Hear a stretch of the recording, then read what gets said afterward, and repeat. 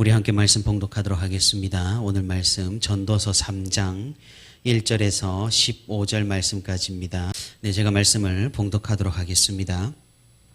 범사에 기한이 있고 천하만사가 다 때가 있나니 날 때가 있고 죽을 때가 있으며 심을 때가 있고 심을 것을 뽑을 때가 있으며 죽일 때가 있고 치료할 때가 있으며 헐 때가 있고 세울 때가 있으며 울 때가 있고 웃을 때가 있으며 슬퍼할 때가 있고 춤출 때가 있으며 돌을 던져버릴 때가 있고 돌을 거둘 때가 있으며 안을 때가 있고 앉는 일을 멀리할 때가 있으며 찾을 때가 있고 잃을 때가 있으며 지킬 때가 있고 버릴 때가 있으며 찢을 때가 있고 꿰맬 때가 있으며 잠잠할 때가 있고 말할 때가 있으며 사랑할 때가 있고 미워할 때가 있으며 전쟁할 때가 있고 평화할 때가 있느니라. 일하는 자가 그의 수고로 말미암아 무슨 이익이 있으랴. 하나님이 인생들에게 노고를 주사 애쓰게 하신 것을 내가 보았노라. 하나님이 모든 것을 지으시되 때를 따라 아름답게 하셨고 또 사람들에게는 영원을 사모하는 마음을 주셨느니라. 그러나 하나님이 하시는 일의 시종을 사람으로 측량할 수 없게 하셨도다. 사람들이 사는 동안에 기뻐하며 선을 행하는 것보다 더 나은 것이 없는 줄을 내가 알았고 사람마다 먹고 마시는 것과 수고함으로 낙을 누리는 그것이 하나님의 선물인 줄도 또한 알았도다.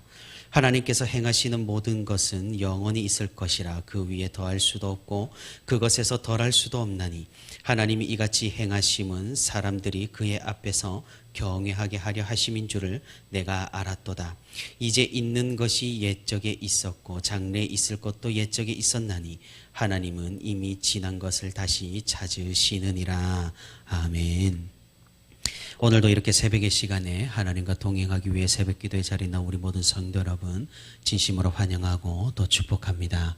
오늘도 우리 함께 말씀을 듣는 가운데 그리고 말씀을 붙들고 기도하는 가운데 하나님의 크신 은혜와 위로가 풍성히 있기를 주님의 이름으로 소망합니다. 지난 어제 앞서 우리 인생의 모든 수고가 허무하다라는 것을 교훈한 전도자 솔로몬은 이제 오늘 본문을 통해서 적절한 때, 알맞은 때, 때와 시기에 대해서 이야기를 해줍니다. 솔로몬이 말하는 결론을 미리 말해보자면 이 때라는 것, 시기라는 것은 우리의 소관이 아니라는 것이죠. 모든 때는 세상을 창조하시고 운행하시는 하나님의 주권 가운데 있으며 우리가 그토록 노력을 해보지만 때라는 것은 우리를 야속하게 비껴가기도 하고 또 우리가 그리 심혈을 기울이지 않았음에도 불구하고 이 때라는 것이 우리를 찾아와 반기기도 한다라는 것입니다. 그러니 어떻게 해보면은 이 때라는 것도 우리의 손을 벗어난 우리가 컨트롤할 수 없는 그런 허무한 것이라는 결론을 내리고 있는 것입니다. 사실 이 시기라는 것은 참으로 묘합니다. 시기를 잘 타고나야 한다라는 그런 말이 있습니다. 무슨 의미입니까? 시기와 때라는 것은 우리가 어찌할 수 없음을 알려주는 세상의 교훈인 셈입니다. 어떤 직업이 예전에는 천대받다가 현대에서는 굉장히 큰 존경을 받기도 합니다. 어떤 사람은 젊은 시절에는 때를 얻지 못해서 하는 것마다 망하다가 노년이 되어서야 큰 빛을 보기도 한다라는 겁니다. 그러니 이 때와 시기라는 것은 어쩌면 우리의 책임과 우리의 잘못이 아니라는 것이죠. 하나님께서는 우리에게 각자 다른 달란트와 다른 성품을 허락을 하셨습니다.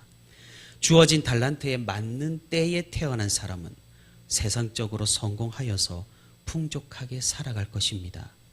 하지만 주어진 달란트가 아무런 소용이 없는 시기에 태어난 사람은 굉장히 힘들게 이 세상을 살아갈 겁니다. 어떻게 보면 굉장히 운명론적인 서술 같아 보이지만 하나님께서는 이렇게 섭리하시고 주권적으로 우리를 인도하신다라는 사실입니다. 지금 현대사회는 능력주의가 주류를 이룹니다. 과거에는 자리나 나이, 신분이 이 능력을 대변했다면 지금은 성과가 능력을 대변하는 시대입니다. 그래서 공정이라는 단어는 곧 능력에 따른 차등적 분배의 의미를 가지게 되었습니다. 하지만 제가 이전에 수요 예배 때에도 말씀을 드렸듯이 이 능력이라는 것도 사실 공정하고는 거리가 멀다라는 사실입니다. 왜 그렇습니까? 그것은 우리가 앞서 살펴봤듯이 이 때와 시기가 우리의 소관이 아니기에 그렇습니다.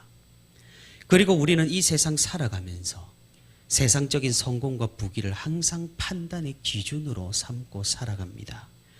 그래서 이런 공정, 능력, 시기, 때를 굉장히 중요하게 여기는 것이죠.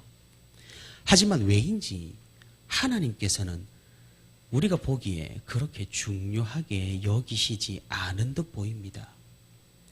우리의 좁고 짧은 인생에서 그토록 의미를 찾아 헤매고 때와 시기를 그토록 고민하며 아등바등 살아가지만 하나님께서는 좀처럼 움직이지 않으시는 것 같고 그냥 느긋하게 하늘 보좌에서 우리를 지켜만 보시는 것 같다라는 느낌이 종종 듭니다.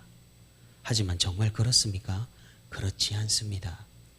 하나님께서는 우리와 근본적으로 다른 개념을 가지신 분이십니다. 우리는 길어야 100년의 삶 가운데에서 전전긍긍하며 살아갑니다. 하지만 하나님께서는 영원의 관점, 우리가 상상해 볼 수도 없는 그런 거시적인 관점으로 우리를 다스리시는 분이라는 사실이죠. 그러니 우리의 짧고 좁은 식견으로는 하나님을 바라본다면 너무나 하나님께서 느긋하게 느껴지는 것은 당연한 일일 겁니다. 우리 그리스도인이 가져야 할 관점이 바로 이것입니다. 그것은 영원의 관점입니다. 우리의 인생에서 때와 시기, 성공과 능력, 평안과 안정을 쫓아서 일희일비하는 것이 아니라 주님과 함께 영원의 관점으로 영원을 바라보는 시각으로 이 세상을 살아야 한다라는 겁니다. 세상 사람들도 인생이 길다면 기니까 순간적인 실패에 좌절하지 말라고 서로에게 지혜를 전달합니다. 하물며 영혼의 관점을 가진 우리 그리스도인은 어떠해야 하겠느냐 이 말입니다. 우리가 무언가를 남기기 위해서 수고를 참고 괴롭게만 살아간다면 정말 솔로몬의 말대로 무슨 의미가 있겠습니까? 우리는 영혼의 관점을 가진 그리스도인입니다. 그러니 우리는 영혼을 바라보는 소망을 가지고 그때그때 주시는 하나님의 선물로서의 삶을 누리며 만끽하며 즐거워하는 것이 바로 우리의 본분인 것입니다. 오늘 전도자가 전하는 본문의 말씀을 살펴보면서 그리스도인인 우리가 가져야 할 관점과 삶의 태도에 대해서 자세하게 살펴볼 수 있기를 바랍니다. 솔로몬이 말하듯 우리가 어떤 일을 가장 적절할 때에 할 수만 있다면 우리의 인생은 성공할 수 있을 것만 같습니다. 오늘 본문 1절에서도 그렇게 말합니다. 범사에 기한이 있고 천하만사에 다 때가 있나니. 그렇다면 우리 삶에서 적절한 때는 언제일까요? 전도자는 그때가 하나님께서 우리에게 허락하시는 때 바로 지금이라고 이야기합니다. 오늘 본 단락에서 28개의 때가 14개의 대조적인 쌍으로 등장합니다. 본문 2절부터 8절까지의 예가 바로 그것입니다. 여기에서 예로 등장하는 많은 때들은 사람들이 만나는 다양한 삶의 국면들을 말합니다. 항상 고통만 당하는 사람도 없고 항상 기쁜 일만 있는 사람도 없습니다. 삶에는 항상 고통과 기쁨의 굴곡이 있기 마련이라는 것이죠.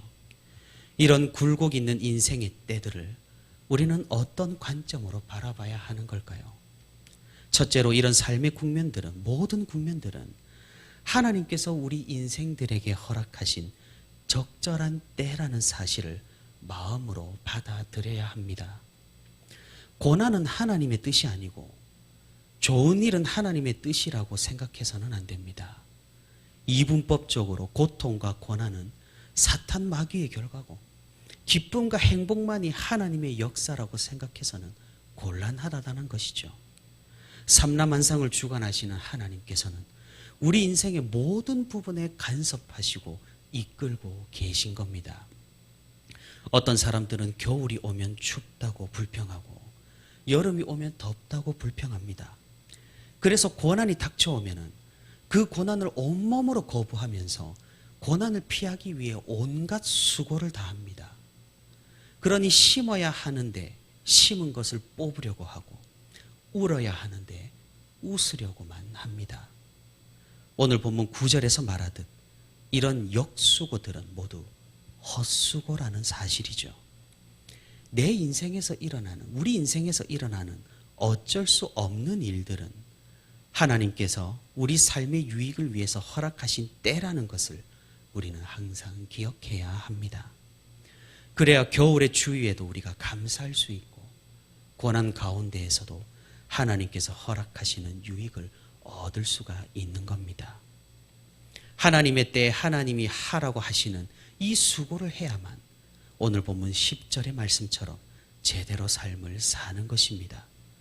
물론 결과론적이고 운명론적이게 들릴 수 있습니다. 하지만 우리는 하나님의 절대 주권을 고백하는 신앙인들입니다. 하나님께서는 우리를 결코 악하게 이끄시지 않으십니다. 영원까지 선하게 이끄시는 하나님을 우리가 신뢰하면서 인생의 굴곡들을 넘어야 할 것입니다. 11절에서 말하고 있듯이 하나님께서는 우리에게 가장 적절한 때에 가장 적합한 일이 일어나게 하십니다. 비록 우리 눈에는 좋게 보이지 않고 아름답게 보이지 않을 수가 있지만 하나님께서 우리에게 허락하시는 이 모든 일들은 그때에 우리에게 가장 아름다운 겁니다.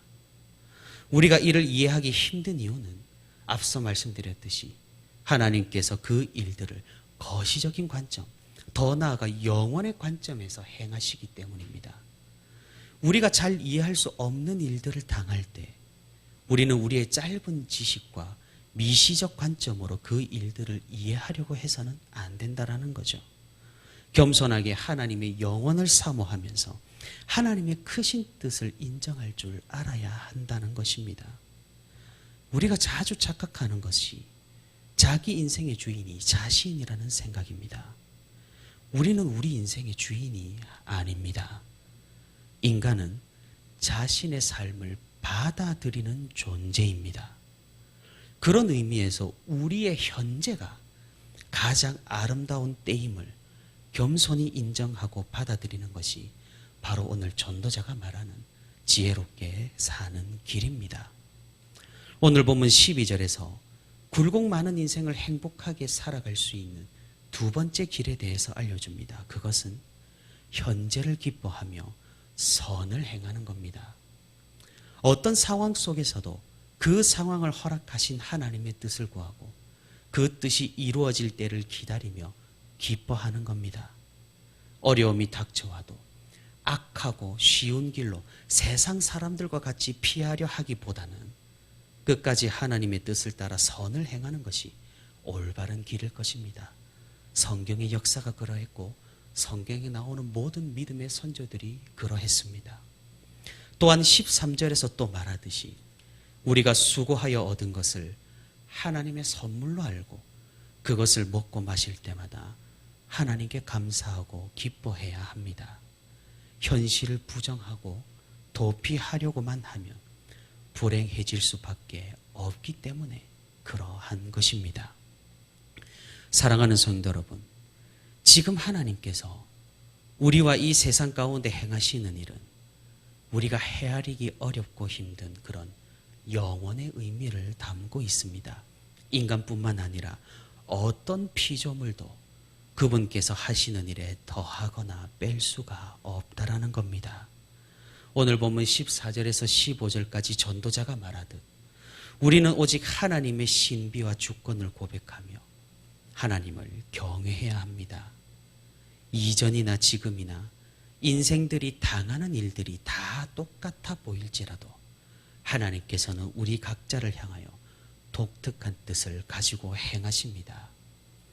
하나님께서 우리에게 허락하시는 그 고통과 기쁨을 영원의 관점에서 감사함으로 받아들인다면 우리 삶은 영원한 의미를 남기게 될 것입니다. 하나님의 뜻이 하나님의 때에 우리 삶에 이루어질 그 순간 우리 삶은 아름답게 변하게 될 것입니다. 지금 나에게 주어진 때가 하나님의 최선의 때이고 가장 아름다운 때입니다. 그러니 현재를 감사하고 현재를 누리는 우리 모두가 될 수 있기를 바랍니다. 오늘도 하나님의 주권적인 섭리 가운데 하나님의 때를 누리고 기뻐하며 오늘 하루를 감사함으로 또한 살아가는 저와 우리 부천시민교회 모든 성도가 되기를 주님의 이름으로 소망합니다.